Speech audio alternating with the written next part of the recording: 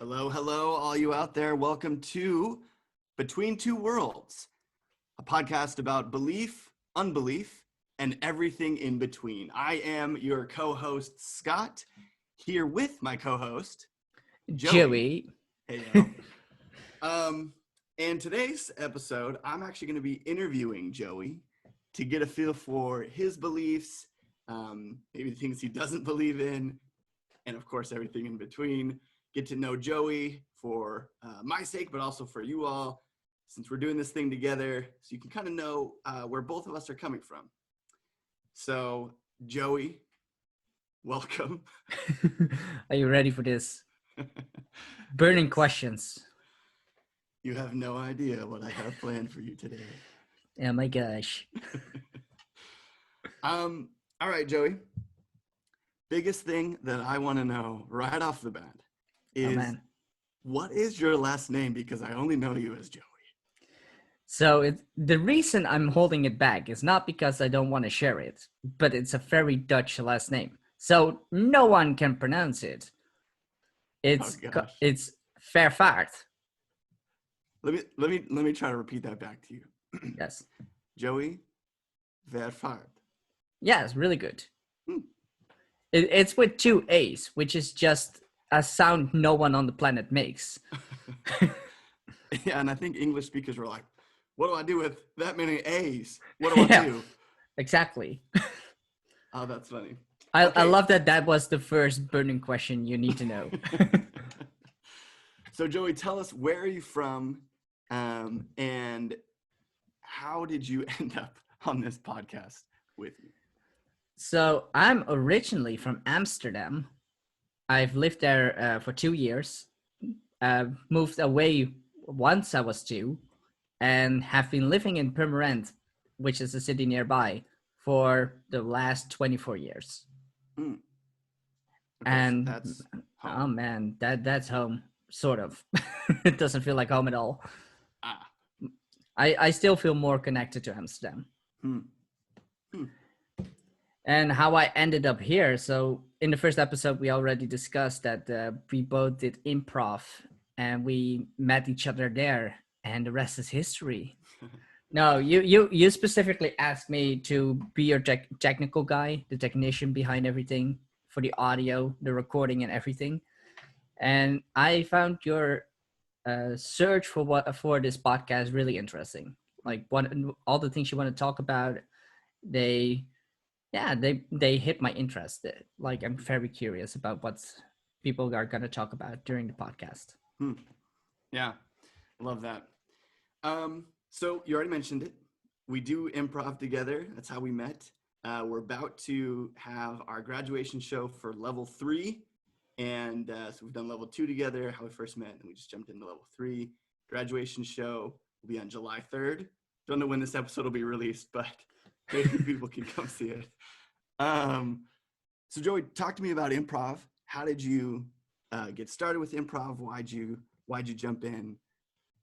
So I'm a big fan of YouTubers. That's where it all started.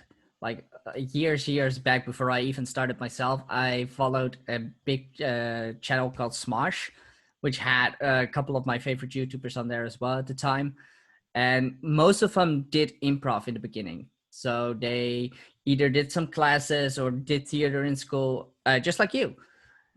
And at one point, I kind of lost my spontaneity when it came to talking to people. So jumping in conversations or doing something random or anything that comes close to that. And I kind of felt like improv was the way to go. Because improv is just going with the flow, going with what happens in the moment and trying to make something work. So I felt like that was the most logical step to take to get that back. And ever since, it just has been fun. And it worked out. Well, yeah, that's what I was going to ask. What have you seen change as a result of improv? Oh, man. The funniest thing is going to a bar, which is not really a topical thing you do during Corona times. But going to a bar and just walking up to a girl, and I tell you, this works almost all of the time, and just ask her a random question. My favorite one is, hey, what do you think about unicorns? Like, there's so much confusion going on. Like, why are you asking me this in a bar? But the question is so random that people just want to interact, because why the hell do you ask this question? But at the same time, there's enough people that just walk off and like, nah, no, this guy's crazy. Don't want to talk to unicorn guy. And improv taught you this? Yeah, it's the random spontaneity, just going up to people and just talking. This is a weird example, but especially also with friends, just that awkward silence in the beginning. If you just know someone, and you're just sitting on the table and you're like, what do I talk about with you? And I feel like with improv, it makes it easy because you already everything starts off with, hey, what do you do? Who are you to each other? And you can ask those kind of questions. So say you're sitting on a table with yourself and two others, you can ask, hey, have you guys met before? Or is this your first class as well, workshop, whatever you're doing at that moment? Yeah, and I think the benefit of improv is teaching you to just go for it, to be okay with risk and to not overthink things. And so it sounds like you really benefit from that. Yes, and especially making wonderful friends. Look at him smile. You can't see him smile, but he's smiling. It's true. I love our improv friends. So, Joey, within the name of our podcast, we have this idea of being between two worlds. How do you feel like you're between two worlds? Well, I am what they call beautifully non-believer. But this is not completely true. I am not truly an unbeliever. I just do not classify anything as religion or God or whatever. I feel like the universe is too big that it's just there all of a sudden. But I'm not comfortable for myself like saying, oh, that's God, or say that it's the Greeks or the Egyptians are right, or whatever. I just feel like that it's too big for science to explain how it came to be. But at the same time, I think it's created by something, but I cannot say it's God or anything. Do you think you'll ever get a chance to figure out what that thing is? Or are you kind of okay with going through life saying, hey, I think something's out there, but I don't ever need to know?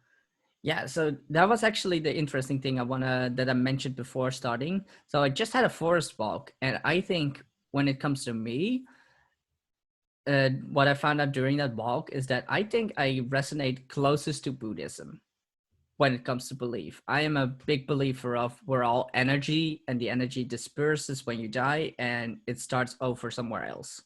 And for me, when that thought came, I instantly went like, and it doesn't even have to be Earth. The universe is so big that energy can go anywhere on any planet, even ones we don't know. So maybe that happens. With the possibility of there being intelligent life elsewhere. Yes. Yeah. Because again, the universe is way too big. Am I going to call them aliens? No, there are probably other types of humans out there. Or something similar.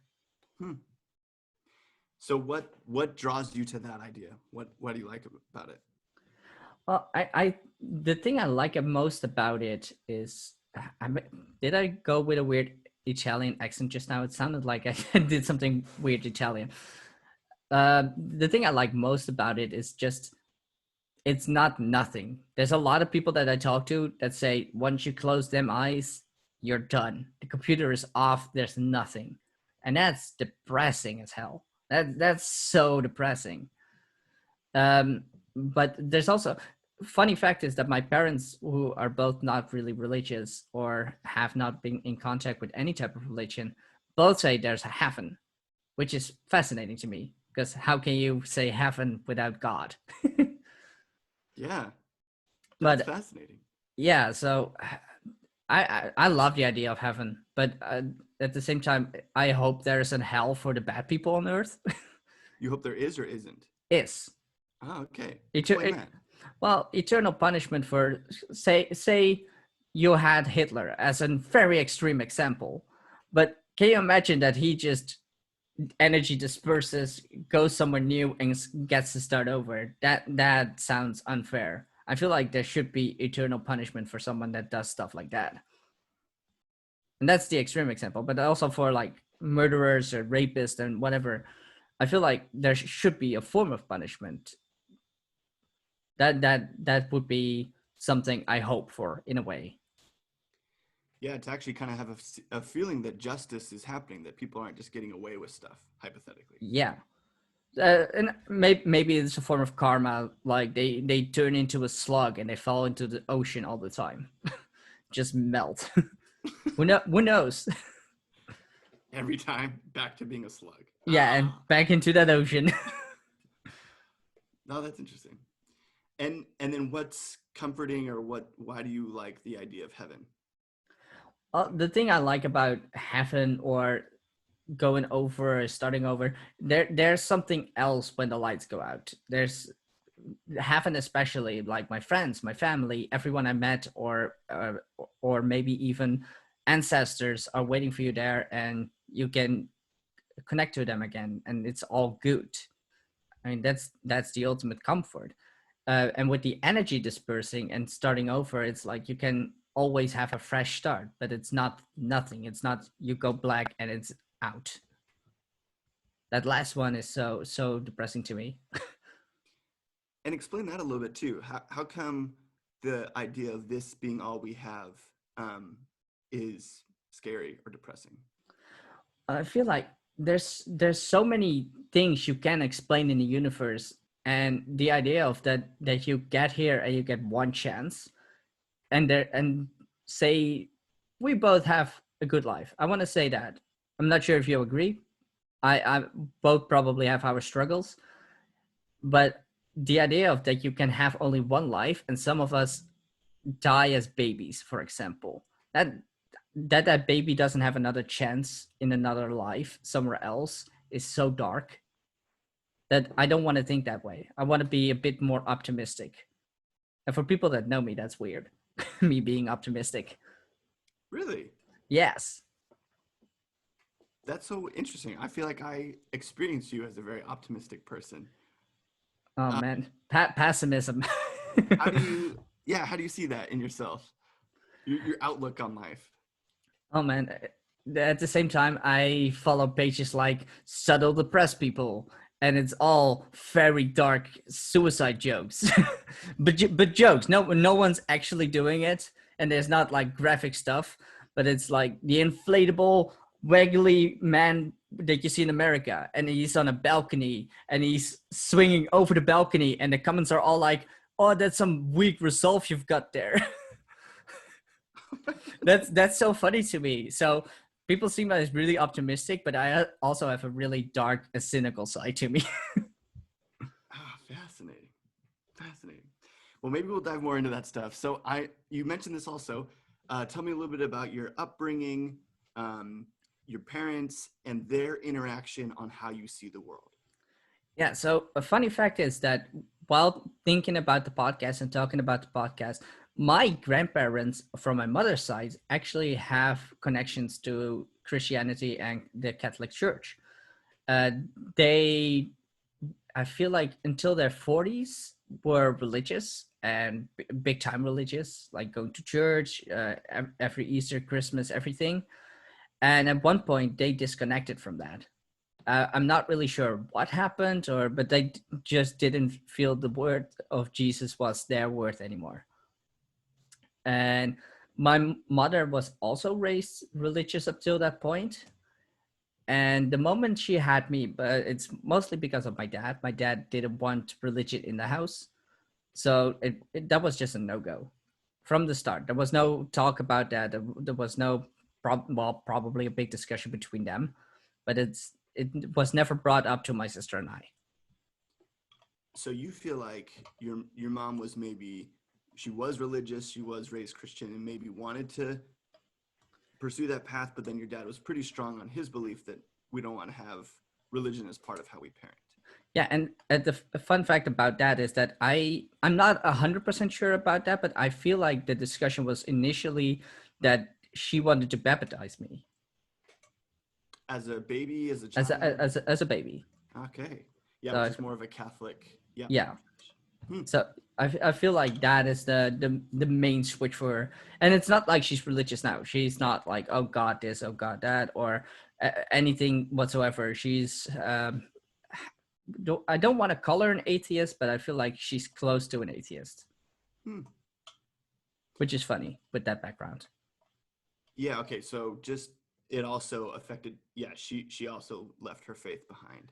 Yeah, and it's never been a discussion in our home. We've never talked about it. They never asked us if we thought about it or yeah anything. My stepdad from the time when we were I think 14 maybe 16 wanted to go to Christmas church during the first day of Christmas. I think you have to correct me on this one. But I personally didn't want to go. No specific reason, just a stubborn child. That was just like, nah, it's early, it's Christmas. I don't want to wake up early. Go away. So we never went. Maybe it's me just being like, oh no, I have to meet Scott before I can do this. In the As past, a kid. yeah, as a kid, I'm like I can feel this. So, but and after that, never really interacted with any other Christians. I had a Jehovah's Witness in my class at one point, and man, it's I'm sorry for anyone listening that is a Jehovah Witness, but if you push it on me, I will never in a million years listen to you. And he was a pusher.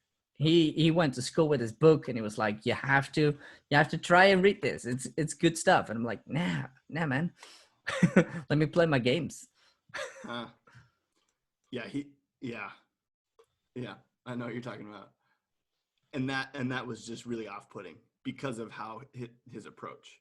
Yeah, and especially well, and you met the right me, so to speak. I was a goth and a metalhead in that time. So anyone mentioning religion to me just get like a Satan speech just for fun. See, not even to be mean, but just to be sure they never try it again. What would happen in the Satan speech? I don't know, just talking about how my Lord Devil Dad was waiting for me in hell for me to accomplish burning the planet. You're just watching their face get more and more scared as Yeah, just like, no, what are you talking about? funny, but just to kind of get them off your back. Yeah. Right. Because a funny fact, by the way, if you believe in Satan, you believe in God. There's no denying that one, which is funny because one does not exist without the other. Hmm. Yeah, they're kind of like two forces at odds with each other. Well, yeah, and the story is, of course, that Satan is originally Lucifer, an angel, so it cannot happen without the other. Hmm. So it seems like you have like a pretty decent grasp on at least Christian thought or the stories or like just even that. Like some things. It And seems. it's so funny. I can talk about about the Egyptians. I can talk about the Greeks. I can talk about the Vikings. I can talk about Japanese religion. I have so many religions under my belt that it's funny that I'm not a believer of anything. Well, and that's maybe to your credit. So you've just looked into or are interested in the stories, or is it the characters? But you've looked into all these different things. Why is that? Why have such like a broad knowledge? Well, so a lot of it is cartoons, which is funny. So, for example, the Egyptians, when I was younger, there was this cartoon called Kid Toot, which was about Tutankhamun. And he was just woken up in a museum in modern times. And they had adventures with Ra and fighting Zed from the underworld and trying to make sure that everything is still good. But they explained a lot about pharaohs and religion and how that worked in that show. I mean, and I read a lot about it because I was just naturally curious. Hmm. And the same goes for the Greeks and the Vikings. There's a lot of shows that are still showing it. Thor from the Avengers, but there's also a lot of games based on it. And the information they put in the games is based on actual books. Oh wow. So it's, you get a lot of information just by being a kid and just watching shows and trying to pick up some things. Yeah, I actually really love that. No, I think I was in second grade when I first heard about the Greek mythology and the different gods, and I was like, this is so cool. Like, because of course I think there's something maybe for like a young boy, but you're just like, oh, like so epic battles and the different powers and Yeah, definitely. And the funny fact is, like, finding out about Greek mythology is in the beginning, you're like, oh, that's so cool. And then you hear about the gigantic incest stories and whatever. And you're like, oh man, this is everything but cool. These gods are insane. yeah, for real. You know, Aphrodite might have been my first crush. I don't even know. Second grade. That's a Um, powerful man, every time goddess. I hear the name Freya, I'm like, oh my god, I don't know. But something about that name is like, yeah. Crushing hard. That's so funny. So, um, Joy, I experience you as a very curious person. And why do you feel like that is who you are? Did that come from your parents? Is that just something that's always been a part of who you are? But it seems like you're always down to look into things. I think it's my personality itself that makes me do that. I can't stand it if I don't know anything. So if you say, for example, talking about the gods, the Greek gods, and I don't know something, I will Google it on the spot. But back when I was younger, I was such a nerdy little kid. I had this encyclopedia, which is this really thick book with dinosaurs, plants, and whatever. And I kept reading it over and over again because it was so fascinating to get all this little information about stuff, just random stuff. It's Hmm. not, and it's not even useful, but but imagine just a 6-year-old, 7-year-old walking around with this really thick 300-page book, just reading it constantly. Wow. That sounds awesome. Yeah, I mean, that's like an amazing way to, especially that young, to get to know things, get to know your world. Yeah, and I think that kind of stuck with me. But also, I have this thing in my mind that you cannot judge anything or anyone without knowing anything about it. Explain that. Um, so a good example is Black Lives Matter right now, the whole racism thing. A friend of mine is really deep diving in that as well, and we both agree that you cannot help or support or be with it or against it, even, I mean, depending on who you are as a person, without knowing the history behind it or getting why people are angry, because without that knowledge you can't help. And I Hmm. feel like that's applicable on most things in life. You can't say anything without knowing what is actually there. Hmm. Yeah, it's the idea of like educating yourself so that you can have an opinion on the things of this world, the things that are happening around you. Yeah, because I think the most beautiful answer you can give someone is, I don't know. Because if you don't know, you can't offend anyone, you can't go into a discussion or a fight. All the other person can do is like, do you want to hear about it? And your answer can be yes or no on that spot. And Hmm. you can have a nice little discussion about it if you want to. Yeah, man. Yeah, I think there's real. Yeah, it's powerful. I think it's easy to pretend like you know because you want to be the seen as the person that knows things. But like you're saying, there's something really beautiful and simple just about saying, "Hey, I don't know. I don't know yet." Yeah, and again, you can never get into a fight with anyone. Wait, and that's what I like about the podcast as well. There's so many things that we will probably encounter that I'm like, oh, I did not know this, or I did know this, but it's kind of different than I realized, and now you change my view because I know it better. Hmm. So Joey, in your mind, okay, so you have this place where you don't know something, and then someone makes you aware of it, and so you start looking into it. So now you're building up knowledge. You're starting to know things.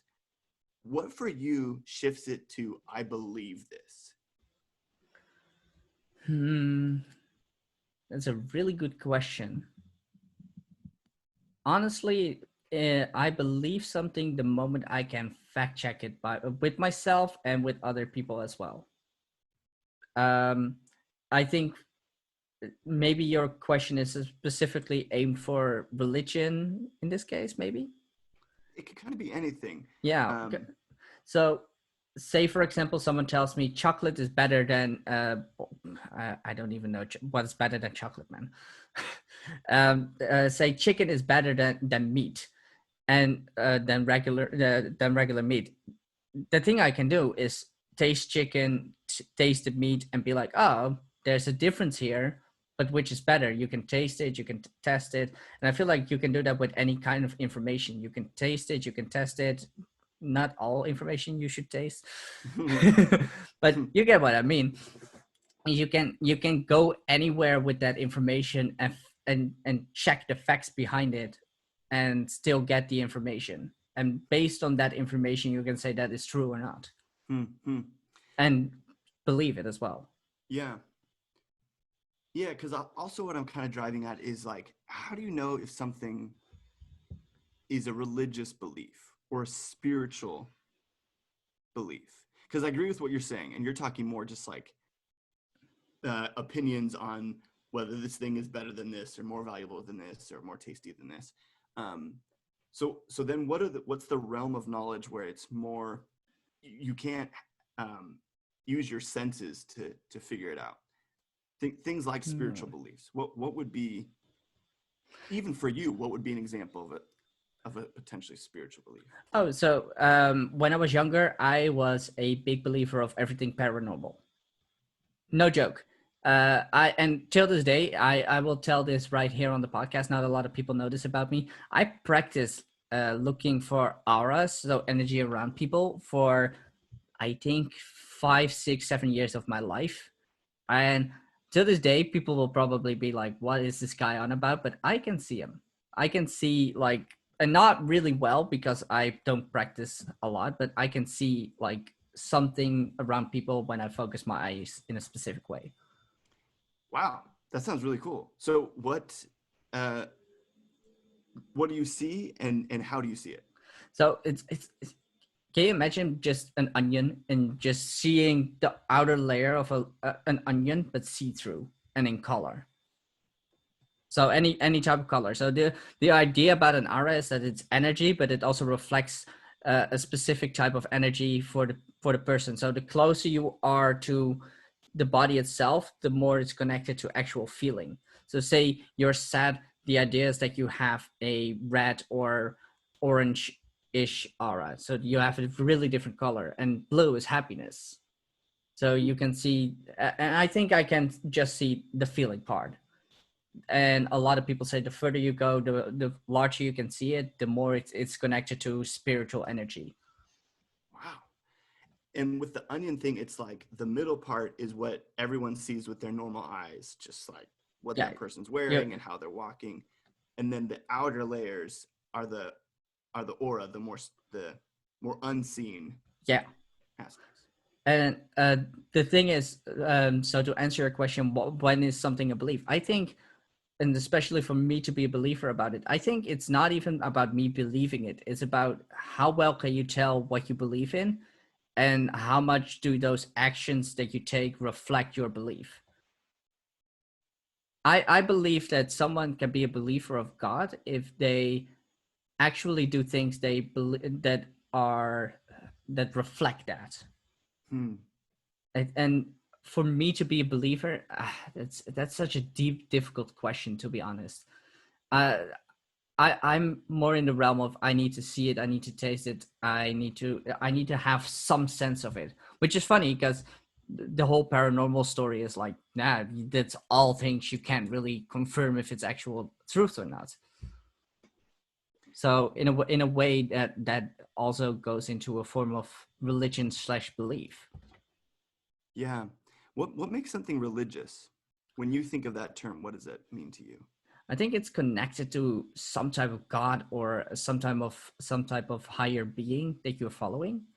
I think that's the instant answer that goes into my mind. Um, Buddhism, for example, is they all follow the same ideas of Buddha. There's no God connected to it, but there's a religious uh, like mentor connected to it that they all follow Yeah. with the Yeah. same beliefs. So I think Mentorship, I think, is. yeah. So I think that is the whole when it's something religious. Yeah. I'm even just thinking about this for myself. This is something worth defining, because it's kind of a term we throw around, like, oh, I'm religious or not religious, or, And I think you're right. Like usually, maybe especially in like a Christian nation, a Western civilized nation, we think of in terms of Christianity. And so we're like, oh, I'm not religious because I don't believe in the Christian God. But it seems to me that religion is, you've got like the physical realm, and that's anything that we can taste, see, smell, hear. And then there's the spiritual realm, which is things that are supernatural. They're like outside of what we can test with a theory. Or so it's things like connection between human beings. It's like you can't measure that. You can't taste it. You can see how people interact with each other, but and you can maybe know like on a hormonal level why we interact with an attractive woman or like a dude. I don't know. And it seems like religion is kind of like what you're saying, actions that are in the physical actions that are meant to connect you to the spiritual realm. Yeah. So, completely different example is I also know a couple of Wiccans. I don't know if you know what that means. Yep. Awesome. And this girl is a true believer that she is a Wiccan, and which is really awesome. So during certain full moons, she goes into the woods and she burns some sages and she does some chants. She's not like an evil witch and sacrificing little animals, but just doing some wholesome stuff in the woods during a full moon, which is really beautiful to me. And those kind of actions show me that you're a true believer in what you're preaching to others. Yeah, it's not just something she talks about. She's willing to do actions in line with those beliefs. Yeah, and by the way, this is a real interesting thought that just came into my mind. It's not just say believing in God, and you can still believe in God and not go to church. You just you will probably find another way to connect with that. I let me see. There was an interview with a girl called Lindsay Sterling, which is a really cool violinist. You know her? Awesome. I don't know a lot of people that actually know her. But she believes in angels. But instead of saying it's God's angels, she believes that her dad died and a boyfriend died at one point, and she really believes that those people are her angels, her protectors. And I think really committing to that and being open enough to talk about that is also part of being religious and having a religious belief. It's not it's not always connected to certain rituals or certain things you have to do. So let's talk about rituals a little bit. Let's define it real quick as things you do on a repeated basis for some benefit to who you are as a person. So it can be physical things like working out, but then it's also connected to like building who you want to be, like the ideal you. Yes. What are some rituals that you have in your life? Oh man, my morning workouts, which go both up and down. Like how if I can actually do it all year long. I think this is the longest I've actually have done it. So when I was younger, I woke up at 5:30 in the morning every day. Do I say that even right? Yeah, 5:30 in the morning. Yeah, And I went Dutch time versus yeah. Yep. But and then I go to the gym or I had a paper route and I just listen to music and just did my thing in the morning and went to school and now that I'm older, I wake up, I drink a cup of coffee, let it settle, and just go for a workout. I think, and I eat at specific times. It's not even rituals; it's just habit. Yeah, it's more like schedule. Yeah, and not even that. It's an automatic thing. So once it hits 6, I'm like, oh, it's time for dinner. I think it's also that's a really Dutch thing. Your body just knows. Yesterday, I went to the beach and my body, it was like, it's 6, man. Why are you still lying down on the beach? Go eat.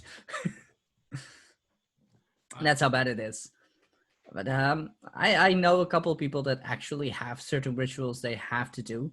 I know one dude specifically who I wear a ring around my neck, but this guy has a cross around his neck, and he cannot do anything without first. He believes firmly that if he does a sport or anything and he kisses the cross before playing, he can win any game. Even if he loses, he's like, it was just not my day. But if he didn't kiss the necklace, he's like, no, man, it's because I didn't do that. Oh, interesting. Is there symbolism behind the ring that you wear around your neck? I feel it's lucky, but it's just a store-bought ring. There's no story behind it or anything. It just feels good, and also because my one of my best friends is very fashionable. She's like, wear a necklace with a ring. It's very fashionable. Works with anything. She's right though. Oh, that's cool. So, okay, so we've talked a little bit about how you know maybe, or some of the things that you believe in.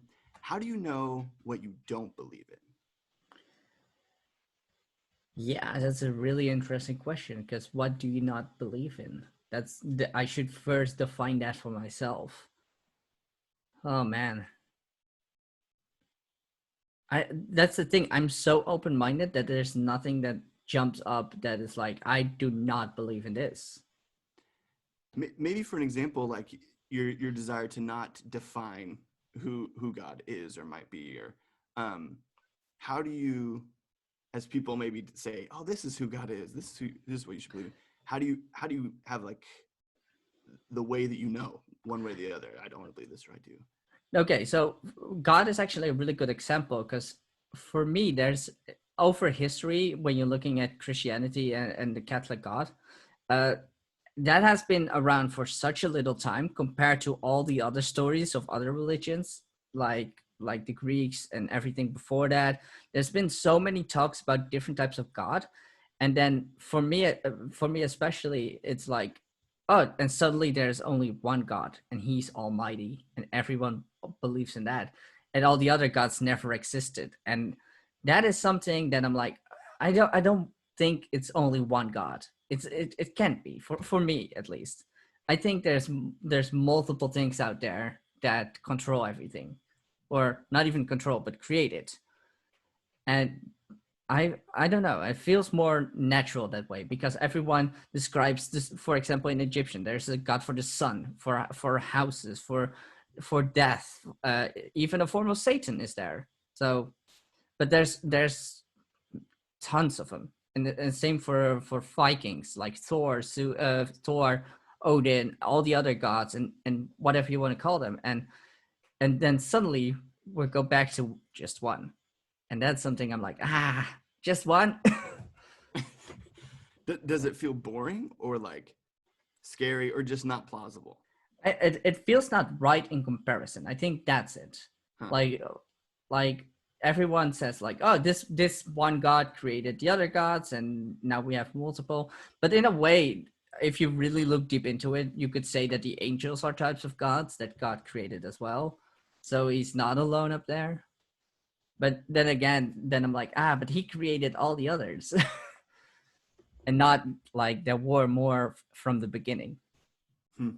So I think that's the closest to non-belief I will get, but that's more like I can have a discussion about that and not like it's impossible.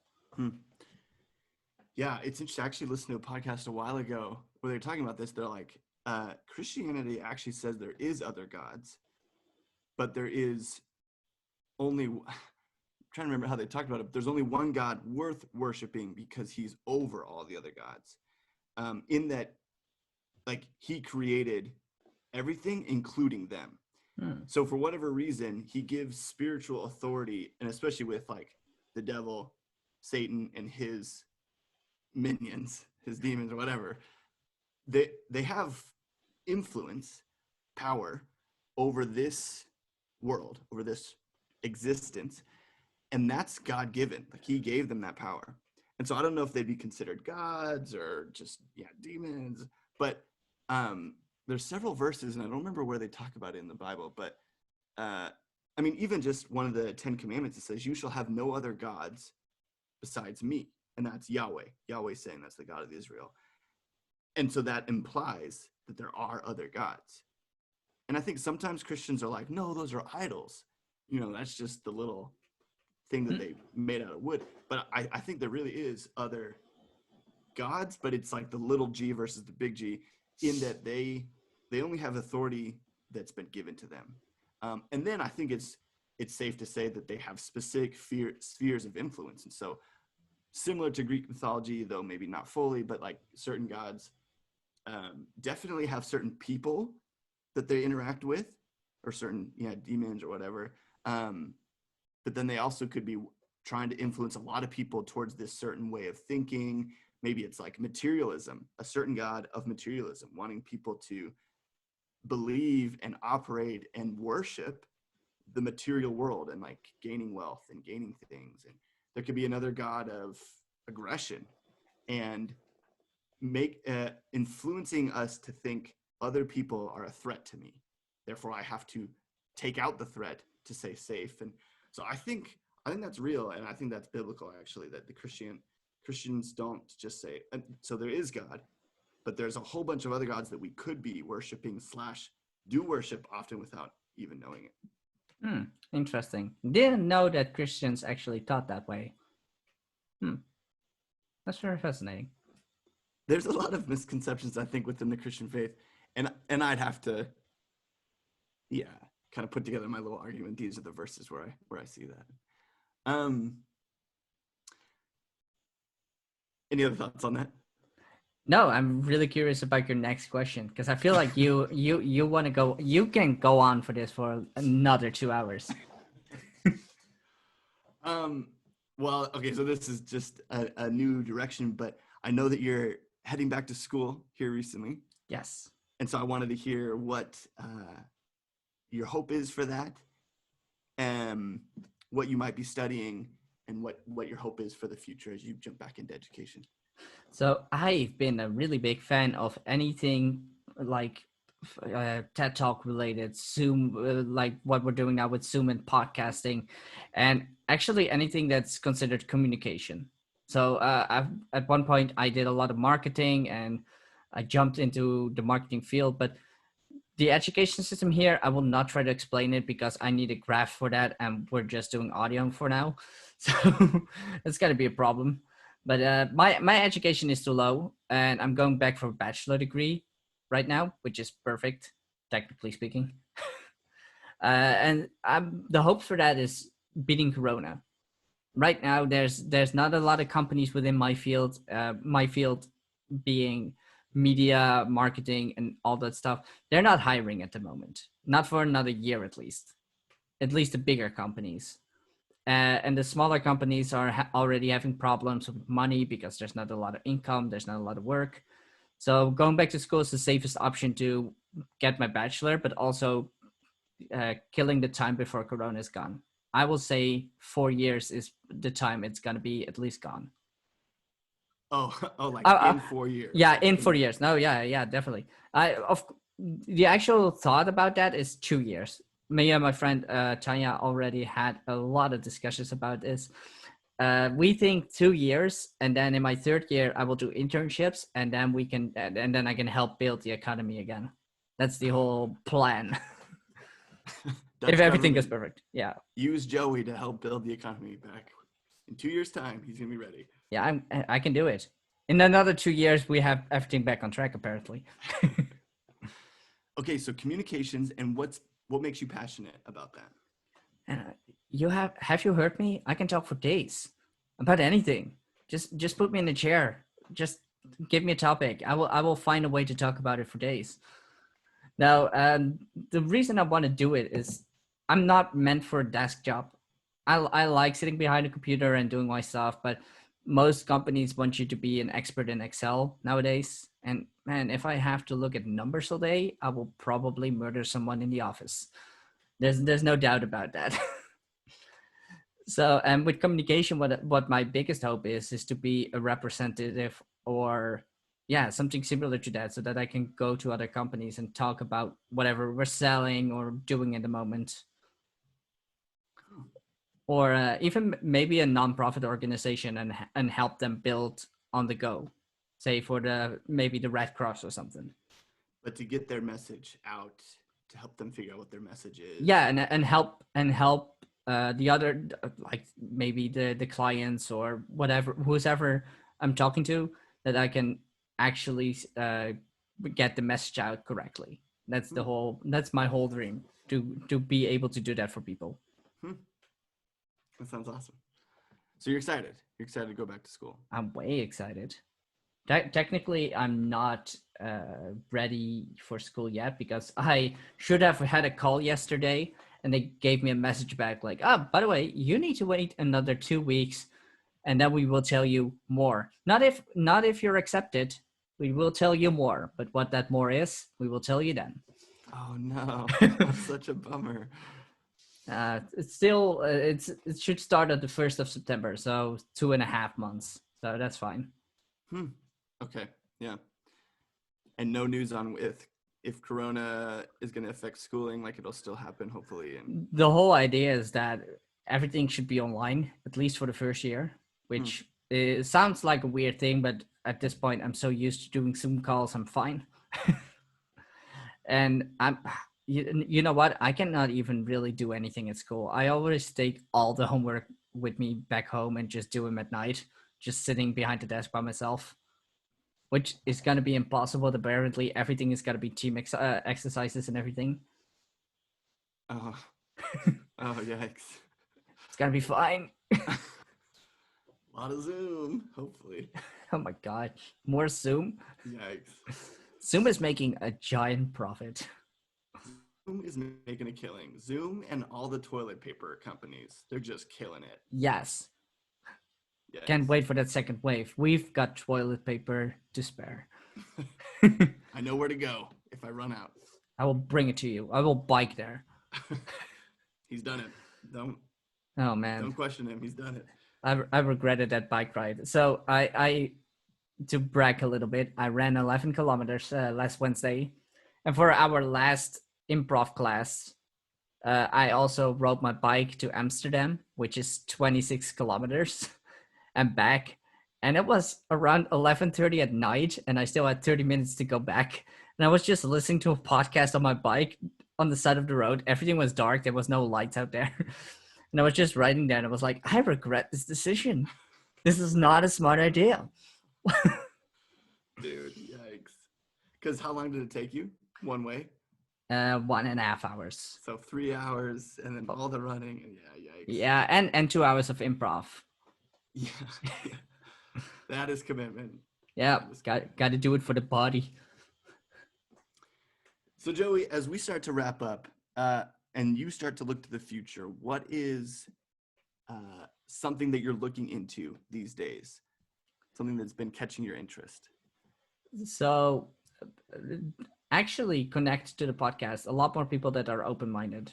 I'm looking for as many people that are open for any type of conversation.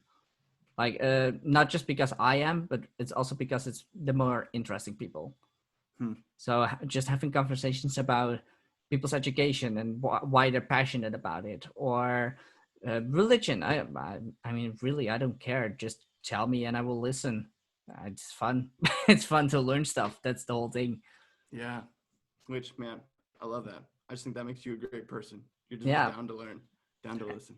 Yeah, and for the future, man, the only thing I can imagine for my future right now is to just finish school and be the best communications expert out there. That's awesome.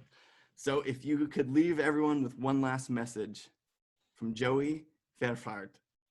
Good one. It's perfect. What would it be?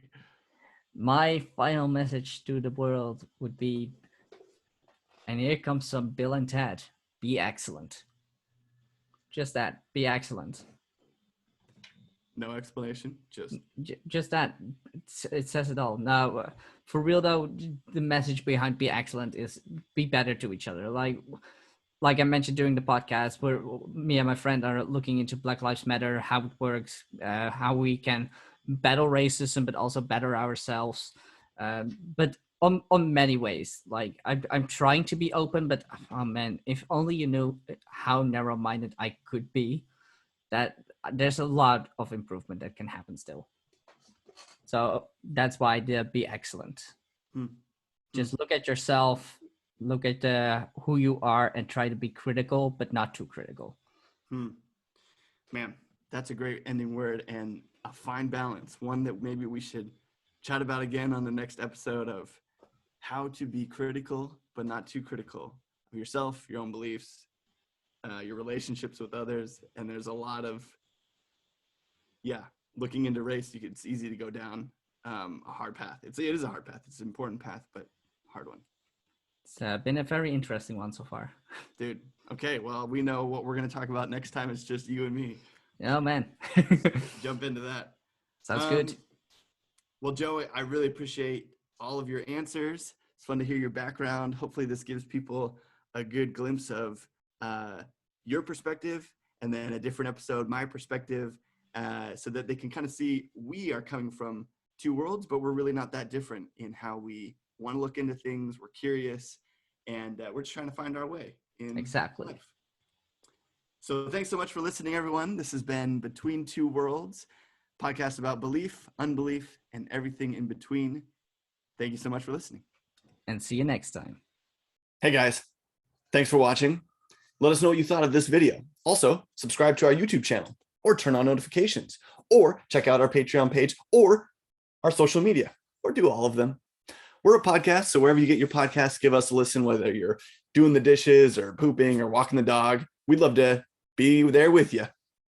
Finally, if you like this video, check out these videos.